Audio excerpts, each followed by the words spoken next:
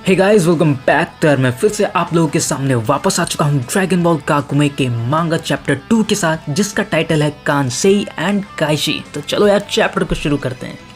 तो यार तुम लोग इस चैनल पर अगर ये वीडियो देख रहे हो तो तुम लोगों का बहुत बहुत शुक्रिया। अगर तुम लोगों को ये वीडियो पसंद आती है तो एक लाइक और कमेंट जरूर करना। और यार तुम लोगों ने चैनल को अब तक सब्सक्राइब नहीं किया तो चलो यार चैनल को पहले सब्सक्राइब करो।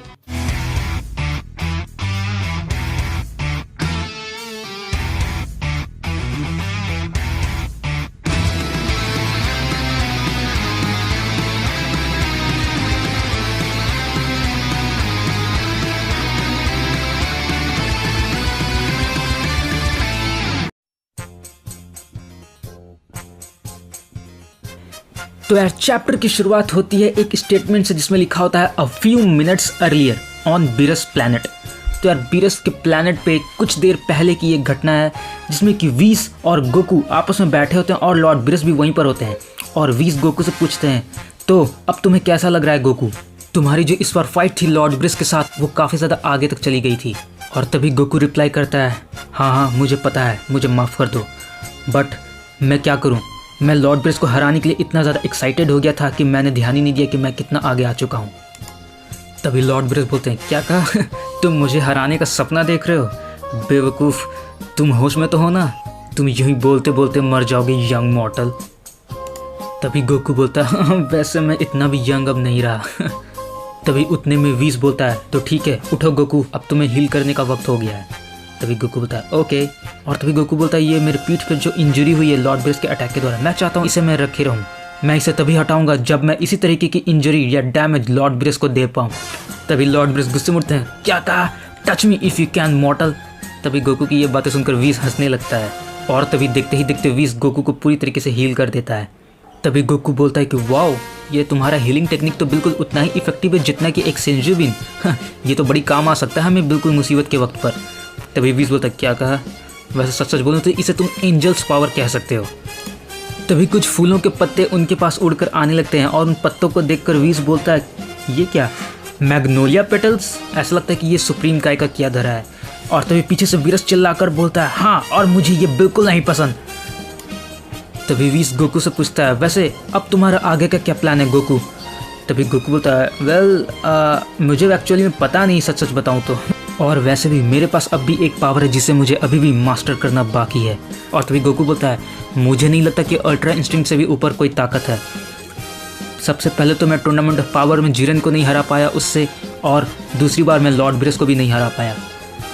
बट इसके अलावा मैं अब चाहता हूँ कि मुझे वापस से अर्थ पे जाना चाहिए।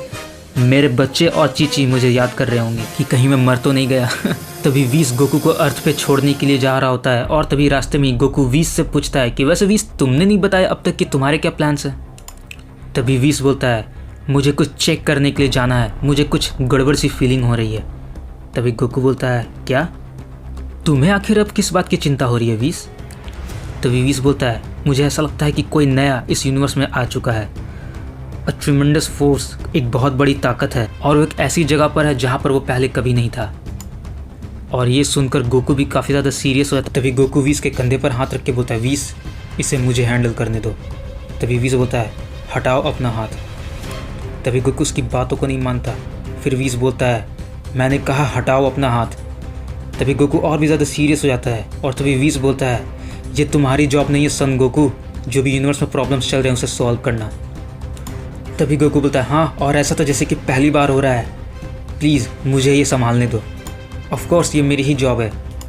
तभी वीस बोलता है, ठीक है, मगर मैं अब इसके आगे तुम्हारे साथ नहीं जा पाऊंगा क्योंकि अभी अभी मुझे ग्रैंड प्रीस्ट ने बुलाया है। और तभी वीस एक बटन गोकू को देता है और बोलता है, तुम्हें कभी भी मेरी ज़रूरत पड़े तो तुम प्लीज़ इस बटन को प्रेस कर देना। और तभी गोकू उस बटन को लेने के बाद बोलता है, थैंक यू वीस। और तभी जाते जाते वीस गोकू से बोलता है कि वैसे मैं तुम्हें सच सच बताऊँ तो मैं अभी भी कह रहा हूँ ये तुम्हारा काम नहीं है। तभी गोकू बोलता है, प्लीज़ वीस तुम चिंता मत करो, मैं तुम्हें डिसअपॉइंट नहीं करूँगा। और तभी वीस गोकू को एक जगह पर लाकर छोड़ देता है और बोलता है, ये रहा यूनिवर्स ज़ीरो।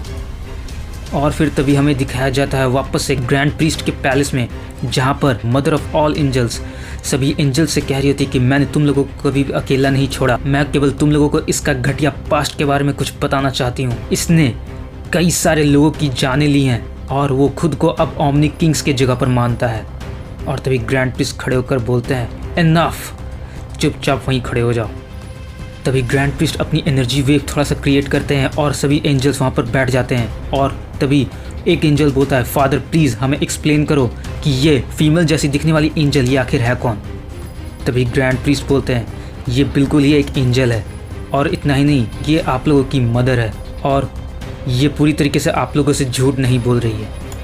मैंने जो अभी अभी थोड़ी देर पहले आप लोगों से 19th यूनिवर्स के बारे में जो बताया है वो एक्चुअली में काफ़ी ज़्यादा यूनाइटेड था और काफ़ी ज़्यादा पावरफुल था। इस यूनिवर्स में से काफ़ी ज़्यादा ऐसे लोग निकले जो कि काफ़ी ज़्यादा ताकतवर थे और इनकी ताकत की वजह से यूनिवर्स के बैलेंस बिगड़ती जा रही थी, जो कि ओमनी किंग्स के द्वारा बनाई गई थी। और उस वक्त हमारे पास कोई दूसरा रास्ता नहीं था, इसलिए हमने सोचा कि ओमनी किंग को बिना बताए इसका कुछ करना होगा। और तभी जो मदर ऑफ ऑल एंजल्स होती है वो हंसने लगती है ज़ोर से और बोलती है क्या कहा, एक्ट क्विकली, जल्दी से कुछ करना पड़ा तुम्हें। स्पेस को जितना चाहो बड़ा कर सको तुम लोगों के लिए आम बातें होंगी, मगर कम समय में इतने सारे लोगों का कत्लेआम कर देना ये कहाँ का इंसाफ है। बिलियंस ऑफ पीपल का जेनोसाइड ये कहाँ का इंसाफ है। तुम्हारे लिए ऐसा करना केवल 1 सेकंड की बात होगी, मगर ज़रा सोचो ऐसा करने में तुम्हें भले ही कुछ सेकंड्स लगे होंगे, मगर हमारे लिए ज़रा सोचो ये 10 बिलियंस ऑफ ईयर्स से भी ज़्यादा वक्त था जो कि हम लोगों ने झेला है। तभी ग्रैंड प्रिस्ट बोलते हैं कि जहाँ तक मैंने कहा है कि मेरे पास ओमनी किंग्स की पावर्स नहीं है, इसके अलावा मेरे पास कोई दूसरा रास्ता नहीं था।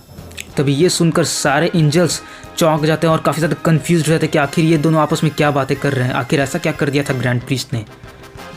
तभी mother of the all angels बोलती हैं तो तुम लोगों ने सुना तुम्हारे फादर ने तुम लोगों से क्या कहा। तुम्हारे फादर को ऐसा करना ज़्यादा अच्छा लगा सिवाय इसके कि ओमनी किंग से वो जाकर सब कुछ सच सच बता देते। तभी ग्रैंड प्रिस्ट बोलते हैं तो इसके लिए तुम मुझे दोष नहीं दो और ना ही ओमनी किंग्स को। और तभी उसी वक्त हमें दिखाया जाता है यूनिवर्स 12 में वहाँ के जो गॉड ऑफ डिस्ट्रक्शन होते हैं लॉर्ड जीन, वो देख रहे हैं कुछ ऊपर आसमान की तरफ और बोलते हैं ये आखिर हो क्या रहा है। और वहीं पर दूसरी तरफ यूनिवर्स 11 में लॉर्ड विल्मॉट भी ये देखकर सोच रहे होते हैं कि ये किनकी एनर्जीज जो मुझे फील हो रही हैं। और तभी हमें दिखाया जाता है कि मदर ऑफ ऑल एंजल्स बोलती हैं कि हम एक्चुअली तुम्हें ब्लेम नहीं कर रहे, हम ब्लेम कर रहे हैं उस सिस्टम को जो तुम लोगों के द्वारा बनाई गई है, जिस सिस्टम को फॉलो करने के लिए तुम्हें ऐसे स्टेप्स उठाने पड़ते हैं। तभी हमें दिखाया जाता है कि कुछ नए लोग यूनिवर्स में अपीयर हो चुके होते हैं और उनमें से कुछ लोग कह रहे होते हैं कि कितनी अजीब बात है ना, वैसे देखा जाए तो काफ़ी ज़्यादा फ़नी है ये। और तभी कोई और कहता है हमारे ऊपर से प्रेशर हटाने के लिए थैंक्स कांसेई। तो दोस्तों ये कांसेई आखिर है कौन। और तभी उनमें से एक कहता है कि कितनी अजीब सी फीलिंग आ रही है ना इस जगह पर फिर से वापस लौटने में। ज़रा इन चेहरों को देखो मुझे तो सब कुछ बिल्कुल पहले की तरह अच्छे से याद है कि ये आखिर है कौन। और तभी वहीं पर वीस और दूसरे यूनिवर्सेस के एंजल्स वहीं पर होते हैं और वो लोग देखकर उन्हें बोल रहे होते हैं कि ये आखिर ये तो गॉड्स और एंजल्स हैं जो यूनिवर्स पहले डिस्ट्रॉय हो चुके थे उनके। तभी वो लोग आते ही वीस और दूसरे एंजल्स को बोलते हैं मुझे उम्मीद है कि तुम लोगों ने हमें ज़्यादा मिस नहीं किया होगा, चुपचाप घुटनों पर आ जाओ और ज़रा तमीज़ से पेश आओ। और तभी हमें फाइनली दिखाया जाता है कि पुराने डिस्ट्रॉयड हुए यूनिवर्स के गॉड ऑफ डिस्ट्रक्शंस और एंजल्स वहाँ आ चुके होते हैं। अभी उनमें से एक बोलता है वेल काफ़ी दिन हो चुके, तुम लोगों को फिर से देखने के बाद काफ़ी खुशी हो रही है मुझे। और उनमें से एक गॉड ऑफ डिस्ट्रक्शन बोलता है मुझे तो ऐसा लग रहा है कि मैं 100 गुना से भी ज़्यादा देर सोया हूँ जितना कि बीरस सोता है। और उनमें से एक गॉड ऑफ डिस्ट्रक्शन बोलता है कि किसी को कुछ भी हुआ नहीं है। वेल ऐसा लगता है कि पार्टी अभी तक स्टार्ट हुई नहीं है। तभी एक दूसरे गॉड ऑफ डिस्ट्रक्शन बोलती है काम डाउन ओ लॉर्ड्स। और उसी यूनिवर्स की जो एंजल होती है वो वीस को देखकर बोलती है वीस। और तभी वोडोस वहीं पर होती है और वो वीस को बोलती है वीस ज़रा उधर देखो। तभी वीस बोलता है हाँ मैंने देखा। और तभी हमें कुछ सिमिलर से दिखनी जैसी एक पैर दिखाई देती है। और तभी हमें फाइनली दिखाया जाता है कि गोल्डन फ्रीज़ा वहाँ पर होता है गॉड ऑफ डिस्ट्रक्शन के यूनिफॉर्म में। और तभी फ्रीज़ा वहाँ पर आकर बोलता है गुड इवनिंग जेंटलमैन। मुझे काफ़ी अच्छा लग रहा है आप लोगों को यहाँ पर देखकर, और मैं ख़ास तौर पे वीस को स्पेशल थैंक यू कहना चाहता हूँ। तभी उस यूनिवर्स की जो एंजल होती है वो वीस को बोलती है तो तुमने देखा कि कुछ ज़्यादा ही न्यूट्रल करने के चक्कर में क्या हो सकता है। तभी फ्रीज़ा को देखकर वीस काफ़ी ज़्यादा हैरान हो जाता है। और तभी वीस बोलता है फ्रीज़ा, मुझे लगता है कि मुझे अब समझ में आ रहा है कि तुम क्या करना चाहते हो फ्रीज़ा। मुझे लग ही रहा था कि जब मैंने टूर्नामेंट ऑफ पावर के दौरान तुम्हें ज़िंदा कर दिया था तो मुझे बिल्कुल ये सोच ही लेना चाहिए था कि तुम ऐसा ही कुछ करोगे। तभी फ्रीज़ा हंसते हुए बोलता है, प्लीज़ मुझे अंडर एस्टिमेट मत करो वीस, अभी तो मैंने शुरुआत की, अब देखो आगे आगे मैं करता क्या हूँ। तभी फ्रीज़ा बताता है कि वो एक गॉड ऑफ डिस्ट्रक्शन कैसे बन गया। और तभी फ्रीज़ा बताता है कि जूनो के द्वारा इन्फॉर्मेशन पाने के बाद मेरे जो कमांडर थे मेरी आर्मी की, उन्होंने मुझे बताया कि कुछ न्यू यूनिवर्सेस अपीयर हो चुके हैं। और तभी वो बताता है कि किस तरीके से जेनो 18th यूनिवर्सेस को डिस्ट्रॉय करना चाहते थे, कि वहाँ के जो गॉड ऑफ डिस्ट्रक्शन थे वो बहुत ही बेकार, किसी लायक नहीं थे। और तभी फ्रीज़ा बताता है कि जो 18th यूनिवर्स का जो गॉड ऑफ डिस्ट्रक्शन था उसे वो चुटकियों में हरा सकता था। और वो बताते हैं कि वैसे भी उस गॉड ऑफ डिस्ट्रक्शन को अपने यूनिवर्स का बिहेवियर पसंद नहीं आ रहा था।